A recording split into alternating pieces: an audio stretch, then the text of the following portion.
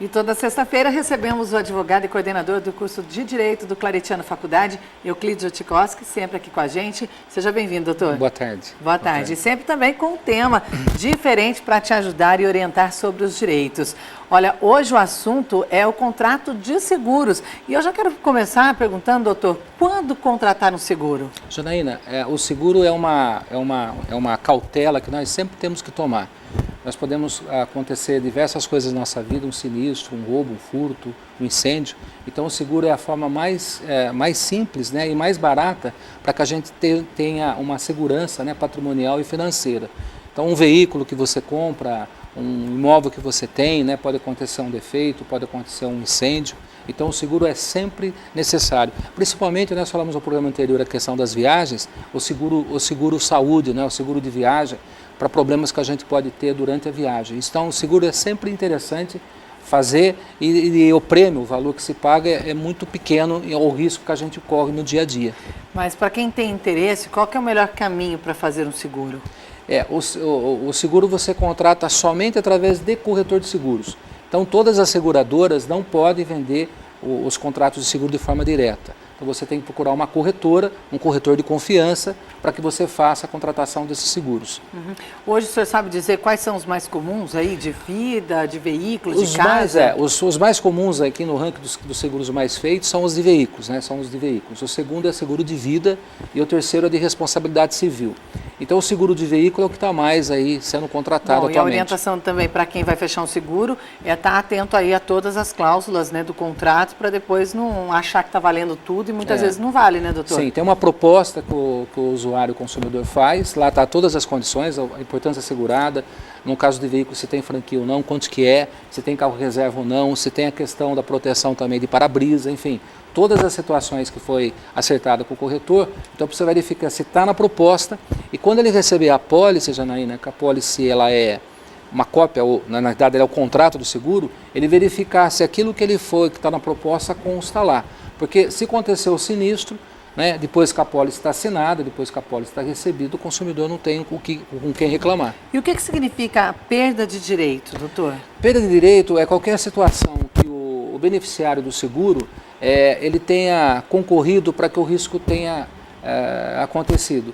Vamos supor, no caso, vamos imaginar de um acidente de trânsito, né, se ele estiver embriagado, né, se ele estiver em situações ilícitas, então a seguradora não vai pagar o sinistro. Se ele prestar uma declaração falsa, no caso de seguro de vida, né, você tem que preencher um questionário para relatar as condições físicas, mentais, enfim, toda a situação de saúde. Se ele prestar uma declaração falsa, então ele acaba perdendo o direito se acontecer um sinistro, né, vamos supor, se ele chegar a entrar em óbito em função de uma doença que ele existia antes da contratação do seguro, os herdeiros e sucessores não vão receber a indenização.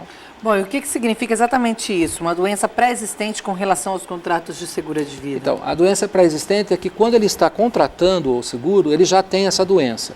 Vamos imaginar uma pessoa que já tem um histórico aí de uma patologia oncológica, né? E depois que ele contrata, ele acaba falecendo em função dessa doença. Então era uma doença que existia no tempo da contratação. Então todas as doenças que existiam no tempo da contratação e que foi o motivo do óbito depois da contratação, então nós chamamos de doença pré-existente, que é a perda do direito, que falamos agora de pouco. Uhum. Voltando a falar da questão de veículos, já que o senhor disse que é o mais comum, né, o que está no ranking aí, como que é calculado esse valor no caso de indenização de seguro, no caso também de perda total dos veículos? Você tem o direito de escolher duas opções, ou o valor do mercado, corrigido com o fator que está previsto na apólice, né, ou o valor referenciado. Então você tem esses dois valores, ou o valor do mercado ou o valor referenciado. O valor do mercado, nós temos diversas tabelas aí, tabela FIPE, diversas tabelas que identificam o valor do mercado do veículo. Então, esses valores que você pode fixar como valor de indenização. E tem um prazo para a indenização? Todos devem ter, né? Todos, Mas são diferentes. Comuns. Não, são comuns. Todos os sinistros, as indenizações têm que ser pagas em até 30 dias. Tá certo, doutor. Eu quero agradecer a sua participação de hoje, esclarecendo aí sobre seguros. Na semana que vem, mais um tema, né? Nós vamos falar de cartão de créditos. Tá certo. Você pode mandar a sua pergunta, 2111-7000. Muito obrigada. Boa tarde a todos.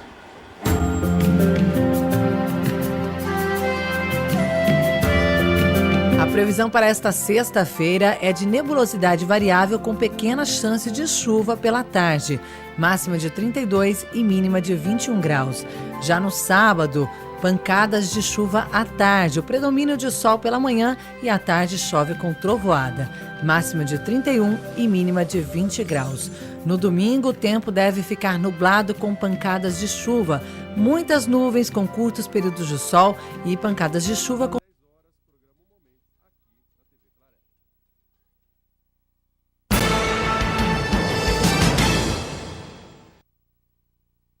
Bom, e sexta-feira também é dia de falar de esporte. Rafael já está aqui comigo. Boa tarde, Rafa. Seja bem-vindo novamente. Obrigado, Janaína. Boa tarde para você, boa tarde a todos.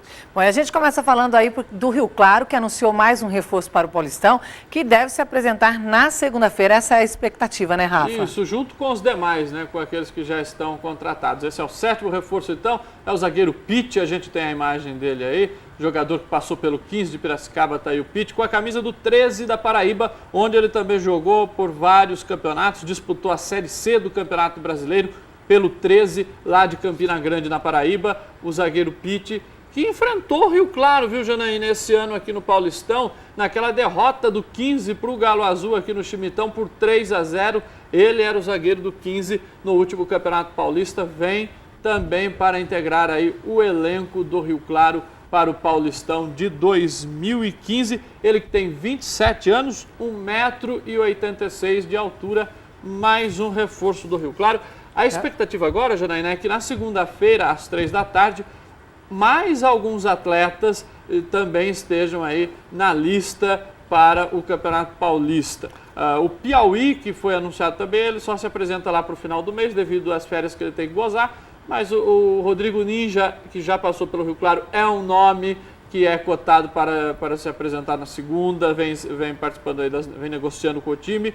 Também o Gilberto, zagueiro, que jogou aqui na temporada de 2013, estava no elenco do acesso, também pode se apresentar, viu, Janaína? Bom, e sobre esse zagueiro aí, que já divulgaram o nome, né? Qual que é a avaliação, a experiência, né? Experiente para essa competição, Rafa? Ele já tem um Campeonato Paulista no currículo, né? Então, eu não me recordo dele jogando, mas, olha, o pessoal do Rio Claro está observando muito os atletas. Eles foram, inclusive, a jogos dos campeonatos aí brasileiros das várias divisões, então Série B, Série C. O Alex Afonso e o técnico Buião têm ido, né, assistir a esses jogos em loco.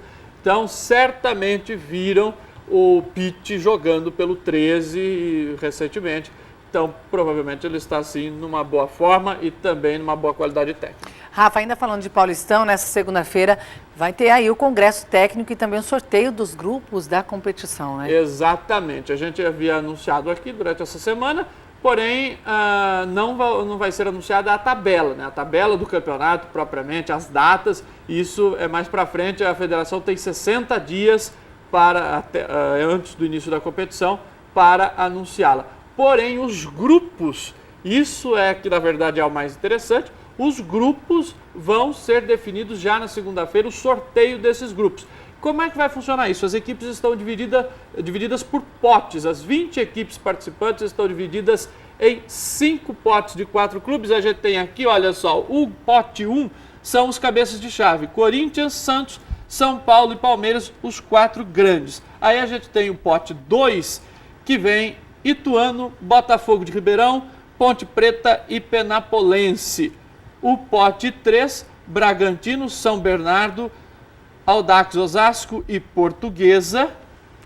O pote 4 vem com o Rio Claro, além do Galo Azul tem o 15, o Mogi Mirim e o Linense. E no último são as equipes que subiram esse ano da Série A2, Capivariano, Red Bull, São Bento de Sorocaba e o Marília.